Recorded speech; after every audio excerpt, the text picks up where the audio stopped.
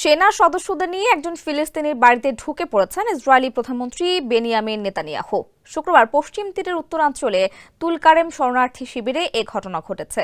Israeli সম্প্রচার মাধ্যম কান টিভি এ ঘটনার একটি ছবি প্রকাশ করেছে। সেখানে ইসরায়েলি সেনা কর্মকর্তাদের সঙ্গে বাড়ির ভেতর নেতানিয়াহুকেও দেখা যায়। ছবিতে দেখা যায় ইসরায়েলিরা সেনা বাড়ির দেয়ালে একটি ইসরায়েলি পতাকা জুড়ে দিচ্ছে। এর কয়েক ঘন্টা আগে ইসরায়েলের প্রতিরক্ষা মন্ত্রী ইসরায়েল কার্জো ওই বাড়িতে হাজির হয়েছিলেন। সর্বশেষ গেল বছরের সেপ্টেম্বরে ঘোষণা দিয়ে পশ্চিম তীর গিয়েছিলেন নেতানিয়াহু। ওই সময় তিনি পশ্চিম তীরের জর্ডান সীমান্ত লাগোয়া পূর্বাঞ্চল সফর করেছিলেন। তেল আবিবের কাছে বাতিয়াত ও হোলনে বৃহস্পতিবার 3টি বাসে বিস্ফোরণ ঘটে। এতে বাসগুলোতে আগুন ধরে গেলেও কেউ হতাহত হয়নি। স্যান্ডেলিনা সো, রূপচর্চায় আভিজাত্য। এ ঘটনায় ইসরায়েলের পুলিশও ফিলিস্তিনি কোনো গ্রুপের দিকে এখনো আঙুল তোলেনি। তবে বিস্ফোরণের ঘটনার পরপরই পশ্চিম তীরে নতুন সামরিক অভিযানের ঘোষণা দেন নেতানিয়াহু। ওই ঘোষণা দেওয়ার একদিন পরই পশ্চিম তীরের ওই বাড়িতে দেখা গেল নেতানিয়াহুকে।